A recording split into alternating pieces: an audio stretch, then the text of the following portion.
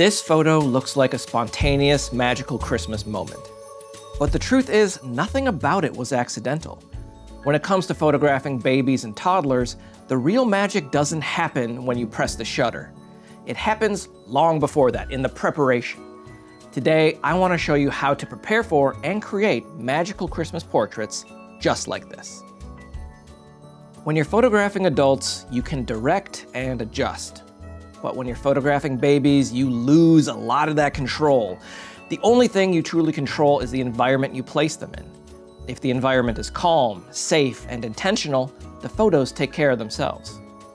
First things first, safety, of course. For images like this, I prefer to use battery-powered LED lights, just like this, because they stay cool to the touch. Not only are they cool, but since they're not plugged into the wall, the child can move freely with them throughout the environment, and we don't have to worry about cords or outlets. Now, let's talk about wardrobe. For these types of portraits, I always recommend light-colored clothing. Whites, creams, or soft pastels work beautifully. Light clothing allows the baby to stand out clearly from the background and naturally draws attention to their face. You want the baby to glow with the lights, not blend into them or compete with them. Before the shoot ever happens, I talk with the parents about timing.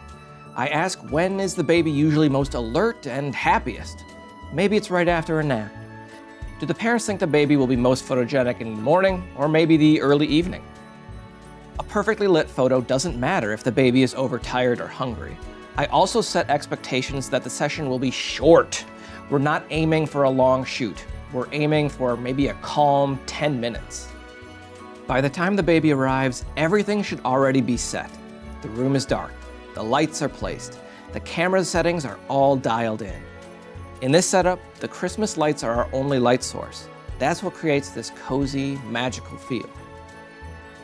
Be sure to focus on a wide aperture to let in enough light, a higher ISO than you might normally use, and a shutter speed fast enough to freeze small, unexpected movements. I would rather have a little bit of grain than motion blur, especially when it comes to toddlers. Before the baby even comes into the room, I place a small toy exactly where the baby's gonna sit. This lets me dial in my focus, exposure, and framing without rushing. For this image, these are the settings I landed on.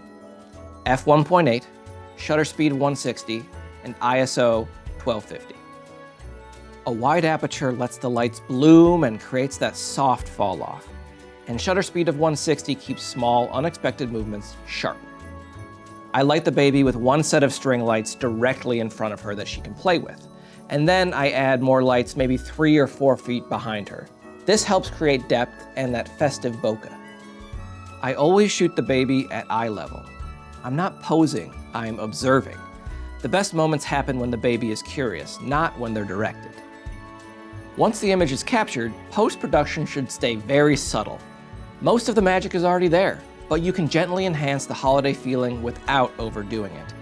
Add a bit of brightness and saturation and throw in some noise reduction if the image has grain due to the high ISO.